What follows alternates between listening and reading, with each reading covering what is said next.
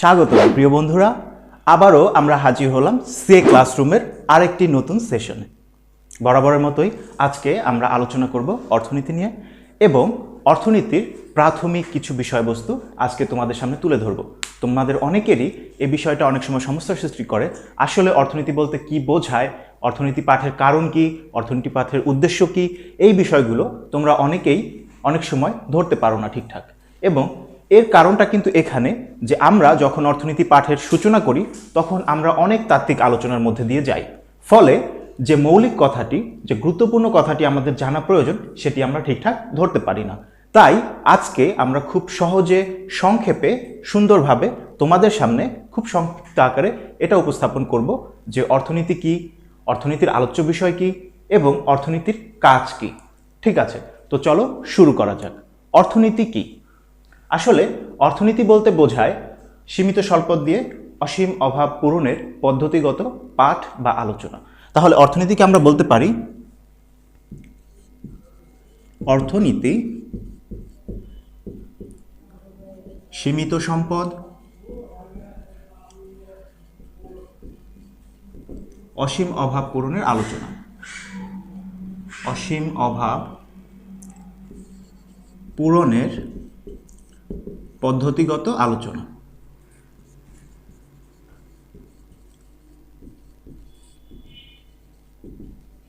হ্যাঁ, ঠিক এই একটা লাইনই আসলে অর্থনীতির সংজ্ঞা। অর্থনীতি বলতে এটাই বোঝায়, সীমিত সম্পদ দিয়ে অসীম অভাব পূরণের পদ্ধতিগত আলোচনা। দেখো, এখানে মূলত পয়েন্ট রয়েছে মাত্র তিনটি। খেয়াল করো, তিনটি: সীমিত সম্পদ, অসীম অভাব, পদ্ধতিগত আলোচনা। এই হচ্ছে 1 নম্বর, এই 2 নম্বর, আর এই হচ্ছে 3 নম্বর। তাহলে মূলত অর্থনীতি কি? মূলত অর্থনীতি হচ্ছে আমাদের যে সাধ্য এবং সক্ষমতা আছে তার ভেতরে আমাদের অভাব পূরণের প্রচেষ্টার পাঠ। আমাদের সম্পদ সবসময় সীমিত,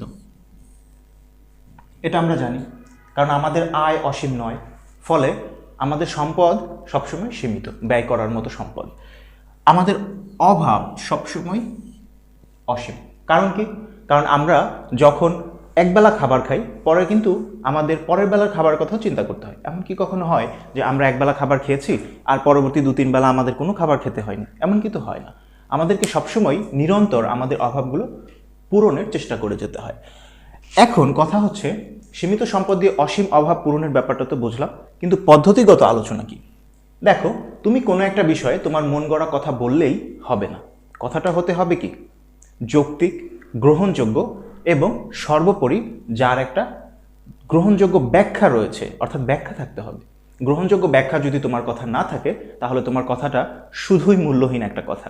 আর শুধু মূল্যহীন কথা কোনো পাঠের অন্তর্ভুক্ত হতে পারে না।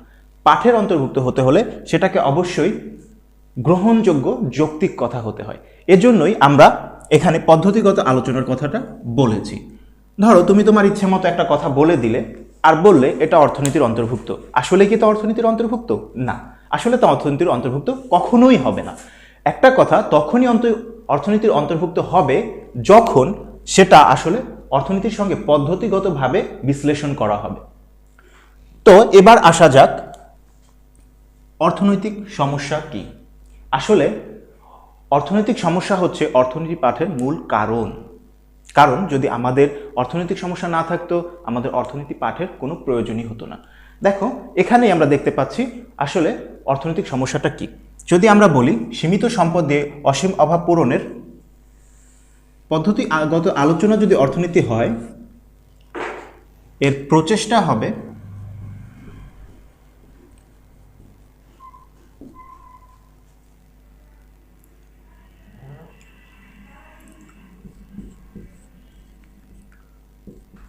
অর্থনৈতিক সমস্যা।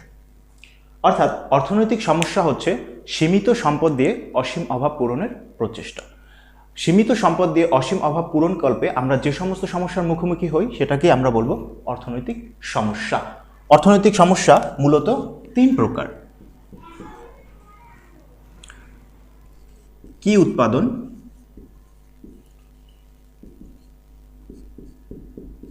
কিভাবে উৎপাদন,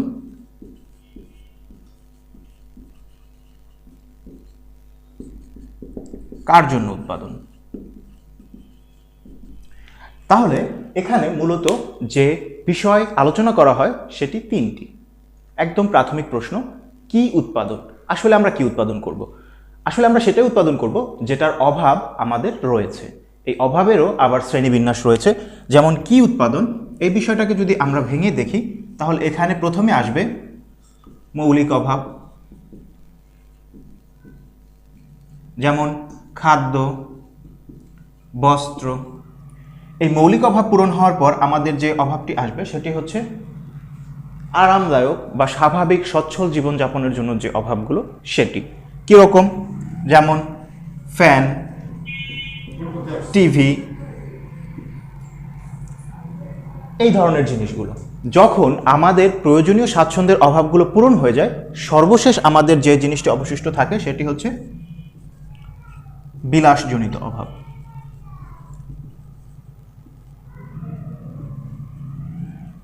এই বিলাসজনিত অভাবটি অধিকাংশ ক্ষেত্রেই আসলে আমাদের প্রয়োজনের সঙ্গে সরাসরি সম্পৃক্ত নয়। এই অভাবটি আসলে ব্যক্তির শখ থেকে সৃষ্টি।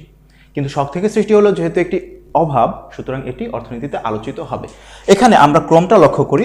আমরা সর্বপ্রথম আমাদের মৌলিক অভাব পূরণ করার চেষ্টা করি, অর্থাৎ আমাদের অন্ন, বস্ত্র, বাসস্থান, চিকিৎসা এবং শিক্ষা, এবং এরপর আমরা আমাদের প্রয়োজনীয় অভাবগুলো পূরণের চেষ্টা করি। প্রয়োজনীয় অভাব, এটাকে অনেকে আরামদায়ক অভাবও বলেন।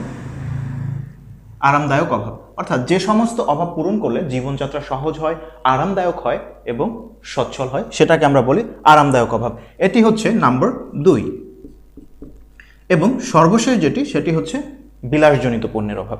এটি একেবারেই শখ থেকে উৎপন্ন হয়। শখ থেকে উৎপন্ন হলো যেহেতু আর্থিক মূল্য আছে, এজন্য এটা অর্থনীতিতে আলোচনা হয়। মূলত এই তিনটা বিষয় নিয়েই আমাদের কি উৎপাদন, এই প্রশ্নটা উত্তর খুঁজতে হয় যে আমরা কি উৎপাদন করব। হয় আমরা খাদ্য বস্ত্র উৎপাদন করব, যেটা মানুষের মৌলিক অভাব, না হলে আমরা ফ্যান, টিভি, রেফ্রিজারেটর এই সমস্ত উৎপাদন করব যেটা আমাদের জীবনযাত্রাকে স্বাচ্ছন্দ্যময় করতে প্রয়োজন, অথবা আমরা ওই বিলাস জাতীয় অভাব নিয়ে আলোচনা করব, যেমন ডায়মন্ডের হার অথবা কারো মঙ্গল গ্রহ ভ্রমণ। এগুলো কিন্তু সবই বিলাসজনিত অভাব, তাই না? আপনার সম্পদ থাকলে আপনি চাইলে চাঁদে বা মঙ্গল গ্রহে বেড়ানোর শখ পুষতেই পারেন। এরপরে আসা যাক কিভাবে উৎপাদন। তো আমরা দেখলাম যে কি কি অভাব আমরা স্বাভাবিকভাবে ফেস করে থাকি। এখন আমাদের কথা হবে কিভাবে উৎপাদন। অভাব তো আমাদের আছে, কিন্তু অভাব পূরণ কিভাবে হবে? অভাবকে পূরণ করতে হলে আমাদেরকে সবসময় উৎপাদন করতে হবে, অর্থাৎ অভাব থেকে আসবে উৎপাদন। কারণ অভাব আছে বলে অভাব পূরণের প্রচেষ্টা আমাদের চলমান থাকে, আর উৎপাদন এর প্রক্রিয়া। এখন কিভাবে উৎপাদন, এই প্রশ্নের ক্ষেত্রে এখানে দুটি উত্তর আসতে পারে। দেখুন, উৎপাদন কল্পে আমরা আমাদের উৎপাদনের সকল উপকরণকে কাজে লাগাই। আমরা জানি উৎপাদনের উপকরণ 4টি: ভূমি, মূলধন, শ্রমিক এবং প্রতিষ্ঠান। ভূমি এবং প্রতিষ্ঠান সবসময় মোটামুটি কম বেশি ব্যবহৃত হয় একই হারে, কিন্তু যেটা সবচেয়ে বেশি কম হারে ব্যবহৃত হয় সেটা হচ্ছে মূলধন এবং শ্রমিক। তাই অর্থনীতিবিদগণ যখন কিভাবে উৎপাদন নিয়ে কথা বলেন, তখন সবচেয়ে বেশি কথা বলেন শ্রমিক এবং মূলধনের ব্যবহার নিয়ে, কারণ জমি আর অর্গানাইজেশন মোটামুটি একই রকম থাকে সেক্ষেত্রেও। তাহলে এখানে আমরা ব্যাপারটাকে দুভাগে ভাগ করে দেখব। একটা হচ্ছে শ্রম নিবিড়, আরেকটি হচ্ছে মূলধন নিবিড়। যেখানে শ্রম বেশি ব্যবহৃত হয় সেটি হচ্ছে শ্রম নিবিড়। এখানে শ্রম বেশি ব্যবহৃত হবে, মূলধন ব্যবহৃত হবে কম। এটা ভুলে যাবেন না যে মূলধন কিন্তু প্রয়োজন আছে। শ্রম নিবিড় মানে এই নয় যে সেখানে মূলধনের কোনো প্রয়োজন নেই। আসলে সেখানে মূলধনের প্রয়োজন আছে, কারণ স্বল্প হলেও মূলধন লাগবে, কিন্তু সেটার পরিমাণ হবে শ্রমের সাপেক্ষে খুবই সামান্য। কিন্তু মূলধন নিবিড় পদ্ধতিটা ঠিক বিপরীত, অর্থাৎ এখানে উৎপাদনের ক্ষেত্রে কিন্তু আমার শ্রমিক থাকবে, শ্রমও থাকবে, কিন্তু সেখানে শ্রমের পরিমাণটা হবে এতটুকু আর মূলধনের পরিমাণটা হবে এতখানি। তাহলে এখানে আমার যেটা বেশি প্রয়োজন হবে সেটা হচ্ছে ক্যাপিটাল। এইভাবে ভাগ করা হয়ে থাকে। মূলত এই শ্রেণীবিভাগটা দেখা হয়ে থাকে আমি শ্রমিক এবং মূলধনের মধ্যে কোনটাকে বেশি ব্যবহার করছি তার উপর। আধুনিক অর্থনীতি অধিকাংশই মূলধন নির্ভর, কিন্তু পুরনো অর্থনীতি বা ঐতিহ্যগত ট্র্যাডিশনাল যে অর্থনীতি, যেটাকে আমরা কৃষি অর্থনীতি বলি, সেটা কিন্তু শ্রমিক নির্ভর। এবার দেখা যাক আমাদের সর্বশেষ প্রশ্ন, কার জন্য। হ্যাঁ, এটা কিন্তু খুবই গুরুত্বপূর্ণ একটা কথা, কার জন্য। কার জন্য এটা যদি না জানি তাহলে এই যে ব্যাপারটা, এটার কোনো মানে থাকবে না। আপনি কার অভাব পূরণ করতে চাচ্ছেন, আপনি কার জন্য উৎপাদন করছেন, এই সব প্রশ্নগুলো আপনাকে জানতে হবে। অর্থাৎ আমি যার অভাব পূরণ করতে চাচ্ছি, আমি যার জন্য উৎপাদন করতে চাচ্ছি, তার সম্পর্কে আমার স্পষ্ট ধারণা থাকতে হবে। আমি যে পণ্যটা উৎপাদন করতে চাচ্ছি সেটা কারা ভোগ করবে, কিভাবে ভোগ করবে, এটা যদি আমি না জানি তাহলে আমার উৎপাদন প্রক্রিয়াটা হবে সম্পূর্ণরূপে ব্যর্থ, এবং এর দ্বারা আমি আসলে সমাজের এবং নিজের কোনো কল্যাণ সাধন করব না। তাহলে আমাকে এটা অবশ্যই জানতে হবে। এই কার জন্য কথাটার দুটি উত্তর রয়েছে।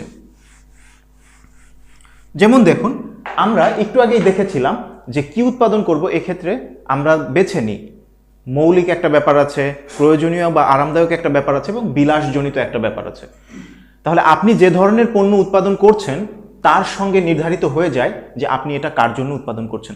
আপনি যখন খাদ্য বস্ত্র উৎপাদন করছেন, খাদ্য বস্ত্র এগুলো উৎপাদন করছেন, আপনি সমাজের সকলের জন্য উৎপাদন করছেন, তাই না? কারণ এটা সকলের প্রয়োজন বা সকলেই ক্রয় করবে, কারণ তাদের এটা দরকার। কিন্তু আপনি যদি হীরার চেন উৎপাদন করেন, এটা কি সমাজের সকলে কিনতে পারবে? না, এটা কিন্তু সমাজের শুধুমাত্র ধনী অংশই ক্রয় করতে পারবে। সমাজের ধনী অংশই শুধুমাত্র এটা ক্রয় করে ভোগ করার সক্ষমতা রাখে, সাধারণ মানুষজন কিন্তু এটা পারছে না। তাহলে কার জন্য আপনি উৎপাদন করছেন এটা মাথায় রাখা আপনার জন্য প্রয়োজন। যদি আপনি এমন একটা সমাজে বসবাস করেন যেখানে অধিকাংশ মানুষই ধনী, তাহলে আপনি কিন্তু বিলাসজাত এবং আরামজাত দ্রব্যগুলো বেশি উৎপাদন করতে পারবেন, কারণ সেখানে বাজার রয়েছে। কিন্তু যদি আপনি একটা এমন অর্থনীতির জন্য উৎপাদন করেন যেখানে অধিকাংশ মানুষের ক্রয় সক্ষমতা কম এবং স্বাভাবিকভাবে তারা কি অতটা ধনী নয়, তখন সেই ক্ষেত্রে কিন্তু আপনার মৌলিক যে অভাবগুলো পূরণের যে বস্তু, যেমন খাদ্য বস্ত্র এবং সাধারণ কিছু আরামজাতীয় বস্তু যেগুলো সাধারণ মানুষ কিনতে পারে, যেমন একটা ফ্যান, রেফ্রিজারেটর ইত্যাদি বস্তুগুলো আপনি যদি উৎপাদন করেন সেগুলো বিক্রি হবে।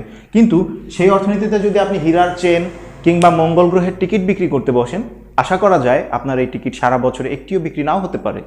তাই আমাদেরকে সবসময় কার জন্য এটা মাথায় রেখে উৎপাদন করতে হবে। আমরা যে সমাজে বসবাস করছি সেই সমাজে মানুষের ক্রয় ক্ষমতা এবং সেই সমাজের আর্থিক সঙ্গতির কথা বিবেচনা রেখেই আমাদের উৎপাদন প্রক্রিয়া সম্পন্ন করতে হবে।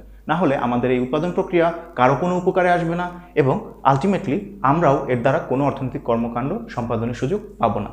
আশা করি আজকের ভিডিওটিতে তোমাদের এই কনসেপ্টগুলো ক্লিয়ার হয়ে গেছে। অর্থনীতি কি, মৌলিক অর্থনৈতিক সমস্যা কি, মৌলিক অর্থনৈতিক সমস্যায় কোন তিনটি প্রশ্ন আলোচিত হয় এবং এই তিনটি প্রশ্নের ভেতরের ব্যাপারগুলো কি তোমরা জেনে গেছো।